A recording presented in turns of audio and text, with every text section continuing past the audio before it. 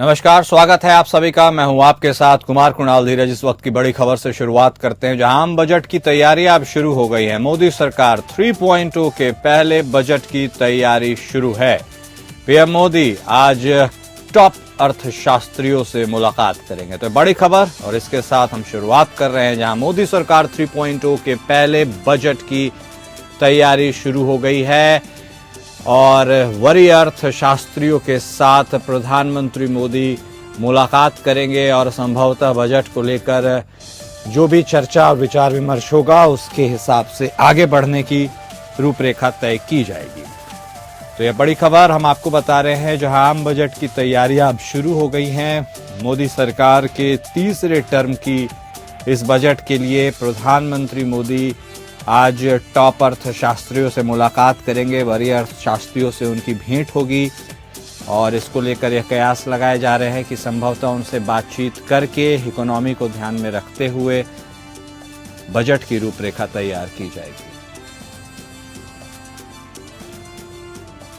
तो बड़ी खबर, आम बजट की तैयारियां अब शुरू हो गई हैं और ऐसे में प्रधानमंत्री मोदी की जो टॉप अर्थशास्त्री हैं उनके साथ मुलाकात इस बात को दर्शाती है कि जो अर्थशास्त्री हैं उनसे बातचीत करके मार्केट ट्रेंड्स के हिसाब से और क्या कुछ चल रहा है, इकोनॉमी को ध्यान में रखते हुए संभवतः किन चीज़ों पर रियायत दी जाए या किसे महंगा किया जाए, उसके हिसाब से यह चर्चा होगी और फिर बजट पेश किया जाएगा।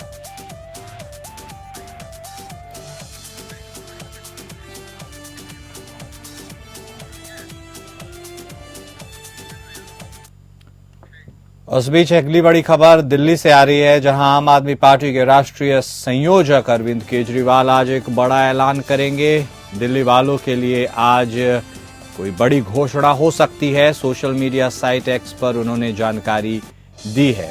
उन्होंने पोस्ट किया है और लिखा है, आज 12:30 बजे एक बड़ी घोषणा करूंगा। पोस्ट पर लिखा है कि दिल्ली के लोग ऐलान से बहुत खुश होंगे। दिल्ली के पूर्व मुख्यमंत्री और आम आदमी पार्टी के संयोजक अरविंद केजरीवाल आज बड़ी घोषणा करने वाले हैं। तो ये बड़ी खबर हम आपको बता रहे हैं, दिल्ली वासियों के लिए आज एक बड़ी घोषणा करेंगे।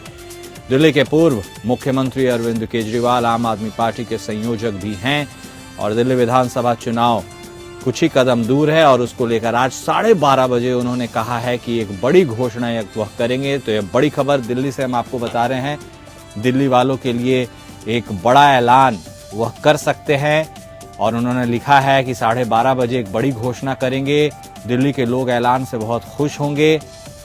ऐसे में अरविंद केजरीवाल यह जो घोषणा करने वाले हैं, उन्होंने सोशल मीडिया साइट एक्स पर इसकी जानकारी दी है। उन्होंने लिखा है, आज 12:30 बजे एक बड़ी घोषणा करूंगा, दिल्ली के लोग बहुत खुश होंगे।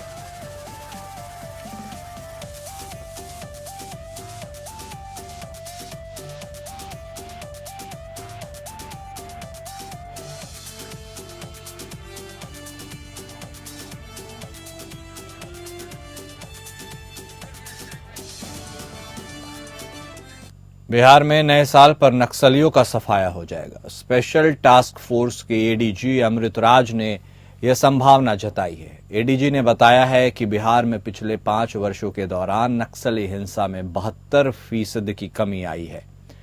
बिहार झारखंड सीमा पर नक्सलियों के मान में 5 फॉरवर्ड ऑपरेटिंग बेस की स्थापना की जाएगी। यह जानकारी एसटीएफ के एडीजी अमृतराज ने पुलिस मुख्यालय में आयोजित प्रेस वार्ता में दी।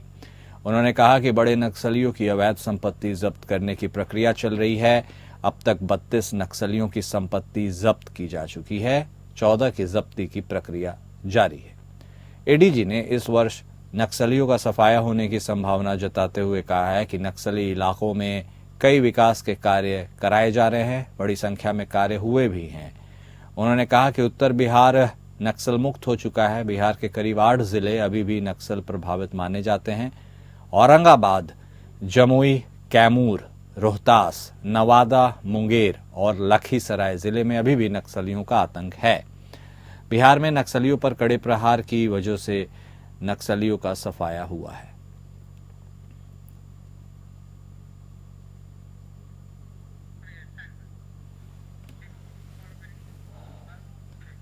झारखंड के हित से जुड़े मुद्दों पर झारखंड बीजेपी के लोकसभा और राज्यसभा सांसदों की खामोशी के खिलाफ कांग्रेस के द्वारा मोरहाबादी मैदान में हवन प्रोग्राम का आयोजन किया गया।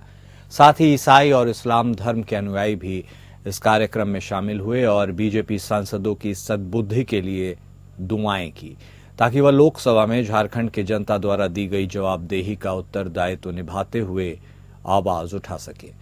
हवन कार्यक्रम के बाद कांग्रेस महानगर और ग्रामीण जिला कमेटी के पदाधिकारी ने मीडिया से बातचीत करते हुए कहा कि झारखंड से बीजेपी के 9 लोकसभा सांसद और 3 राज्यसभा सांसद हैं।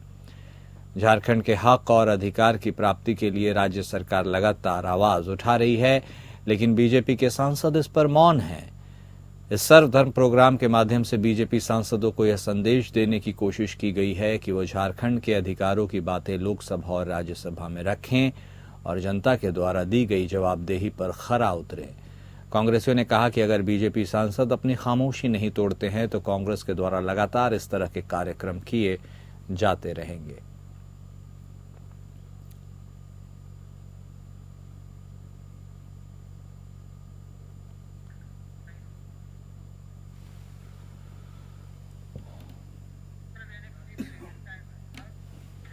कुरुक्षेत्र दौरे पर हैं हरियाणा के मुख्यमंत्री नायब सिंह सैनी। उन्होंने लाडवा कस्बे में खुला दरबार लगाकर जन समस्याएं सुनी।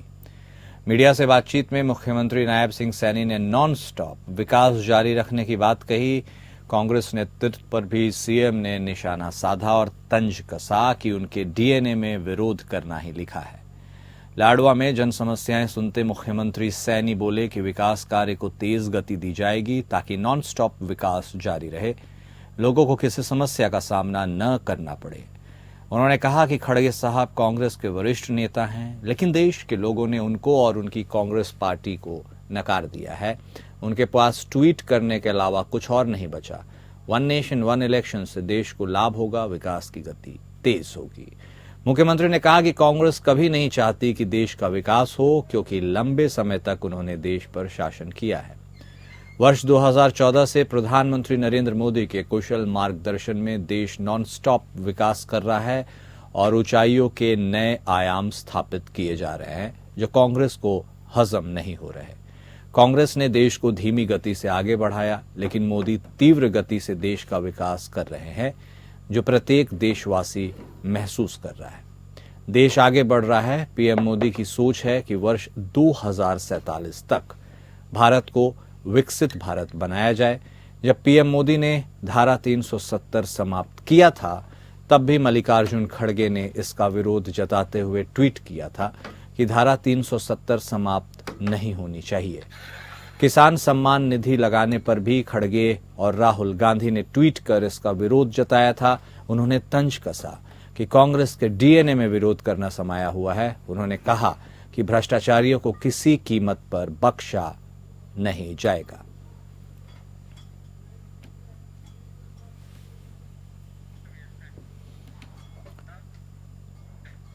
देश भर में केंद्र सरकार की तरफ से युवाओं को रोजगार देने का सिलसिला जारी है। गुरुग्राम के कदरपुर स्थित सीआरपीएफ कैंप में आज रोजगार मेले का आयोजन किया गया, जिसमें मुख्य अतिथि के तौर पर केंद्रीय राज्य मंत्री राव इंद्रजीत सिंह ने शिरकत की और 450 युवाओं को नियुक्ति पत्र दिया गया।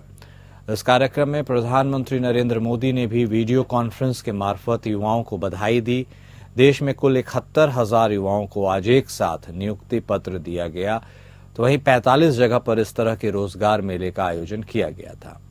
राव इंद्रजीत सिंह ने सभी युवाओं को बधाई दी, तो वहीं स्पीच देकर उन्होंने कहा कि आने वाले दिनों में 1 करोड़ से ज्यादा युवाओं को रोजगार दिया जाएगा। इस कड़ी में 500 से ज्यादा बड़ी कंपनियां इन युवाओं को रोजगार देगी। केंद्रीय राज्य मंत्री ने कहा कि आज हरियाणा सरकार 24 ऐसे फैसले ले रही है जिन्हें एमएसपी पर खरीद कर रही है। धान की बात की उन्होंने, अन्य फसलों की बात की। उन्होंने कहा कि किसान आंदोलन को लेकर केंद्र सरकार काफी गंभीर है और जल्द ही इस मामले का भी समाधान हो जाएगा। इसके अलावा उन्होंने कहा कि लगातार जिला प्रशासन की तरफ से अपनी तैयारियां पूरी कर ली गई हैं। नगर निगम चुनाव भी जल्दी ही होंगे। छत्तीसगढ़ से इस वक्त की बड़ी खबर आ रही है, जहां सीआरपीएफ और नक्सलियों के बीच फायरिंग हुई है।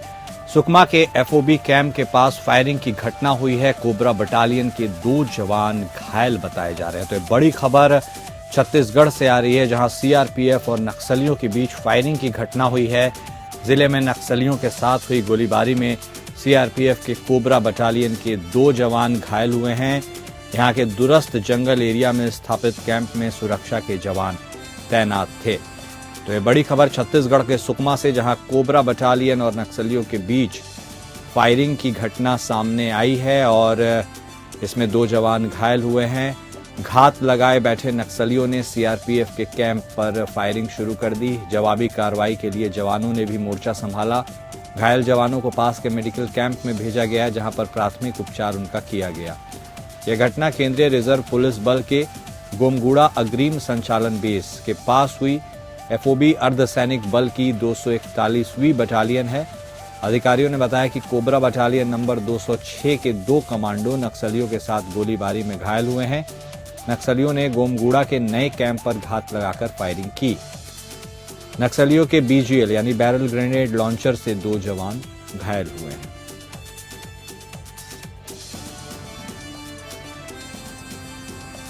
तो छत्तीसगढ़ के सुकमा जिले से यह बड़ी खबर, जहां कोबरा बटालियन और नक्सलियों के बीच फायरिंग की घटना हुई है। इसमें कोबरा बटालियन के 2 जवान घायल हुए हैं।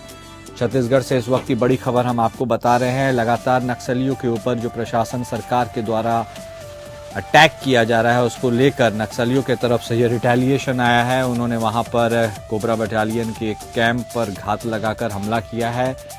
हालांकि 2 जवान इसमें घायल हुए और प्राथमिक उपचार के लिए उन्हें नजदीकी मेडिकल कैंप में भर्ती कराया गया।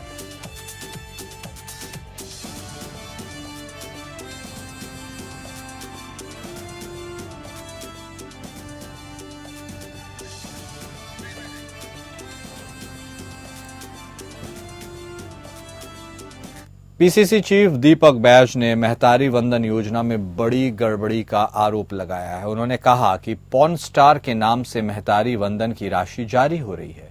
सनी लियोनी के नाम से हर महीने 1000 रुपए जारी हो रहे हैं।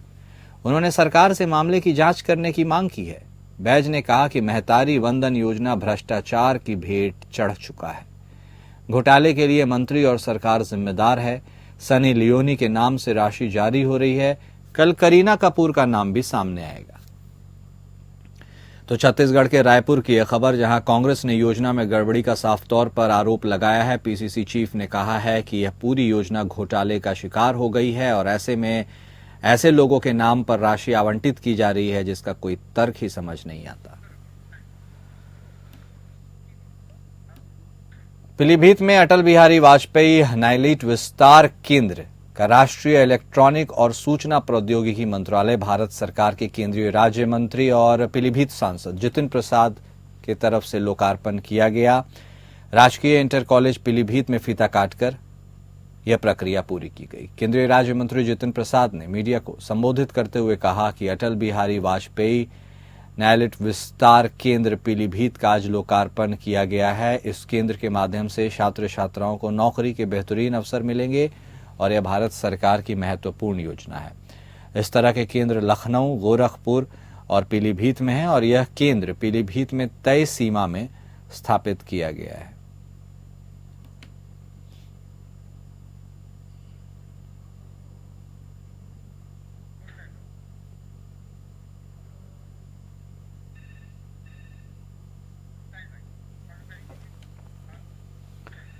देश भर के 45 स्थानों के साथ ही डबरा टेकनपुर स्थित बीएसएफ अकादमी में रोजगार मेला आयोजित किया गया, जिसमें केंद्रीय मंत्री ज्योतिरादित्य सिंधिया के द्वारा 330 अभ्यर्थियों को रोजगार नियुक्ति पत्र वितरित किए गए। वहीं रोजगार मेले में शिरकत करने के लिए केंद्रीय संचार और पूर्वोत्तर क्षेत्र विकास मंत्री सिंधिया बीएसएफ अकादमी में आयोजित रोजगार मेले में पहुंचे। खास बात यह रही कि नियुक्ति पत्र वितरित करने के लिए प्रधानमंत्री नरेंद्र मोदी का एक कटआउट तैयार करवाया गया और इसी कटआउट के साथ नियुक्ति पत्र लेते हुए प्रत्येक चयनित उम्मीदवार ने फोटो खिंचवाया।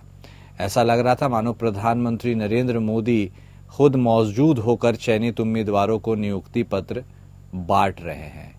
नियुक्ति पत्र मिलने के बाद युवाओं ने खुशी जताई। कार्यक्रम की जानकारी देते हुए केंद्रीय मंत्री सिंधिया ने बताया कि देश भर में 45 स्थानों पर अलग विभागों में चयनित हुए 71,000 से अधिक अभ्यर्थियों को नियुक्ति पत्र वितरित किया गया। उन्होंने सभी चयनित अभ्यर्थियों को शुभकामनाएं दी और कहा कि प्रधानमंत्री का यह संकल्प है कि दिसंबर 2025 तक 10 लाख बेरोजगार युवाओं को रोजगार उपलब्ध कराया जाए। इसी संकल्प को पूरा करते हुए यह रोजगार उपलब्ध करवाया जा रहा है, उन्हें नियुक्ति पत्र दिया जा रहा है।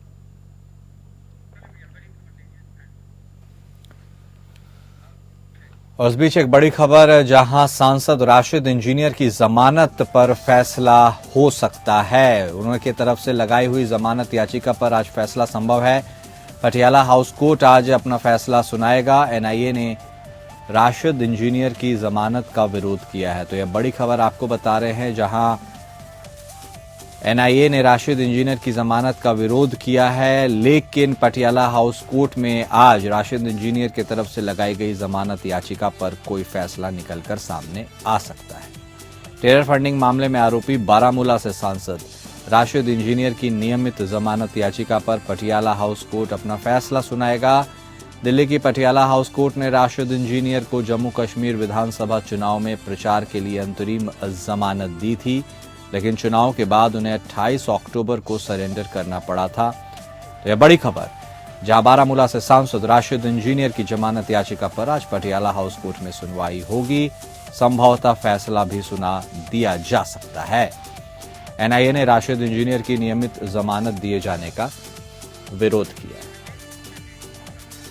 हमारे संवाददाता विवेक सिंह चंदेल हमारे साथ जुड़ चुके हैं, सीधे उनका रुख करेंगे, बातचीत करेंगे। विवेक, तो एक तो यह बात आई थी जब अंतरिम जमानत याचिका लगाई गई थी संसद के सत्र में शामिल होने के लिए, हालांकि वो बात अब पुरानी और बेगानी सी हो गई, लेकिन अब नियमित जमानत के लिए जो बारामूला के सांसद की तरफ से याचिका पर आज फैसला होना है, क्या लगता है आज फैसला सुना दिया जाएगा या अभी भी राह में कुछ अड़चने आ सकती हैं? विवेक, दरअसल इस मामले में राशिद इंजीनियर को जो उनकी पहली एक अंतरिम मांग थी चुनाव प्रचार की वाली, उस पर उनको 2 अक्टूबर तक जमानत दी थी। बाद में इसको 28 अक्टूबर तक बढ़ा दिया था। बाद में उन्होंने सरेंडर भी कर दिया, क्योंकि इस मामले को लेकर वो हाईकोर्ट भी गए थे। तो हाईकोर्ट ने ही कह दिया था कि इस मामले में आप नियमित जमानत की आप निचली अदालत से मांग करें, और निचली अदालत ने इसमें सुनवाई करते हुए अपना फैसला सुरक्षित रख लिया था।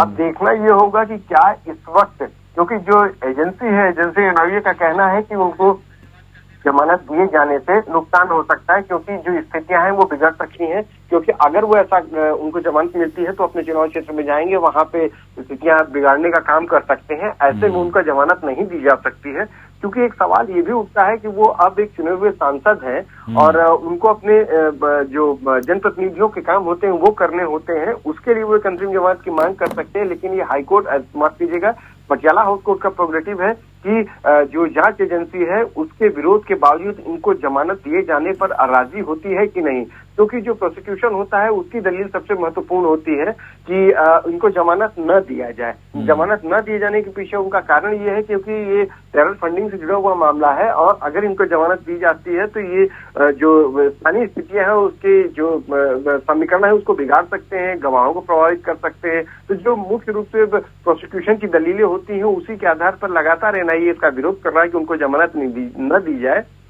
इसी वजह से जब चुनाव आया तो उन्होंने अंतरिम राहत के तौर पर जमानत की मांग की थी, जिसको कोर्ट ने स्वीकार कर लिया था। लेकिन अब देखना होगा कि क्या पटियाला हाउस कोर्ट उनको नियमित जमानत देता है या नहीं, क्योंकि अगर उनको निचली अदालत जमानत नहीं मिलेगी तो जो एक लॉ का प्रोसेस है उसके बाद वो हाईकोर्ट जरूर जाएंगे। क्योंकि हमें आज का इंतजार करना पड़ेगा कि क्या पटियाला हाउस कोर्ट उनको आज नियमित जमानत देती है या नहीं। बहुत धन्यवाद विवेक आपका हमारे साथ जुड़ने के लिए और बातचीत करने के लिए।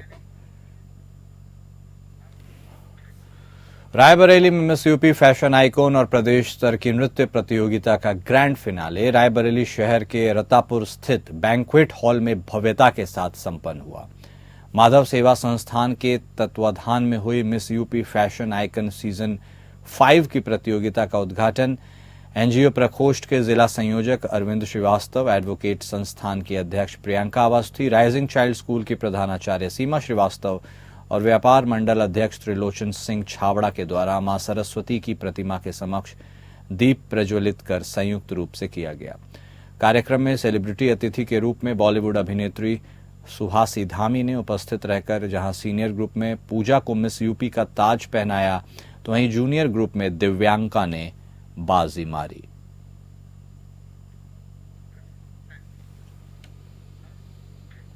वहीं कन्नौज में एसओजी से बदमाशों को छुड़ाते हुए एक वीडियो वायरल हुआ है। एसओजी टीम के पुलिसकर्मियों ने पिस्टल निकाली, फिर भी बदमाश को छुड़ा ले गए उनके साथी, यानी उनके दबंग साथी। हरदोई जिले की बताई जा रही है यह पूरी घटना।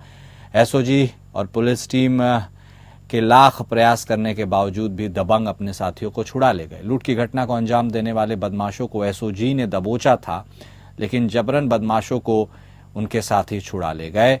पुरुष और महिलाएं बीच सड़क पर इस वक्त जब यह घटना हो रही थी वह खड़ी थी, जमकर हंगामा हुआ था। एसओजी से बदमाशों को छुड़ाते हुए उनके साथियों का यह वीडियो सोशल मीडिया पर वायरल हो गया है।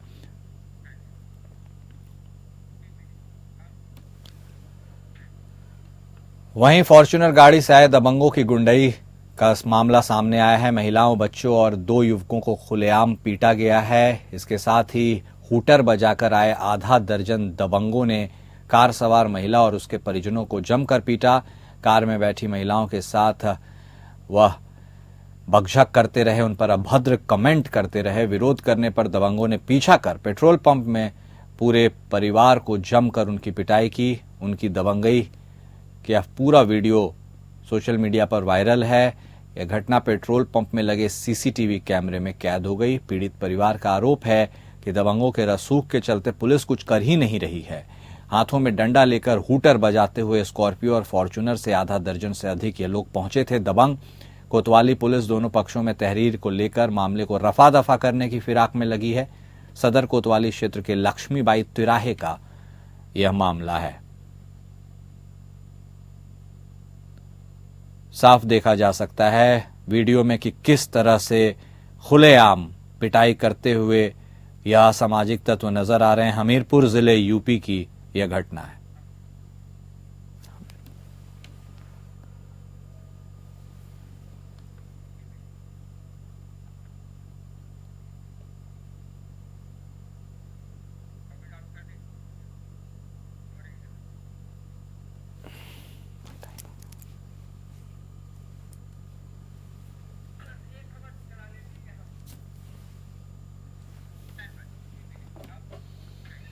एक छोटे से किसान परिवार में जन्मे किसानों के मसीहा कहे जाने वाले भारत के पूर्व प्रधानमंत्री स्वर्गीय चौधरी चरण सिंह की 122वीं जयंती उनके पैतृक गांव में बड़ी धूमधाम से मनाई गई। आपको बता दें कि चौधरी चरण सिंह की 122वीं जयंती के मौके पर बीजेपी के प्रदेश अध्यक्ष भूपेंद्र चौधरी भी यहां पर पहुंचे। उन्होंने चौधरी चरण सिंह की मूर्ति पर माल्यार्पण किया और उनके जन्म दिवस पर होने वाले हवन में आहुति दी। यहां पर लगे किसान मेले का फीता काटकर उद्घाटन भी किया। मीडिया से बातचीत करते उन्होंने बताया कि पूरा देश स्वर्गीय चौधरी चरण सिंह की 122वीं जयंती किसान दिवस के रूप में मना रहा है और इसके साथ ही बीजेपी संकल्पित है कि उनके विचारों को आगे लेकर पार्टी बढ़ती रहेगी। संसद में हुए सांसदों पर हमले के सवाल पर उन्होंने कहा कि 2024 में कांग्रेस पार्टी ने हार का सामना किया। कांग्रेस पूरी तरीके से घबरा गई।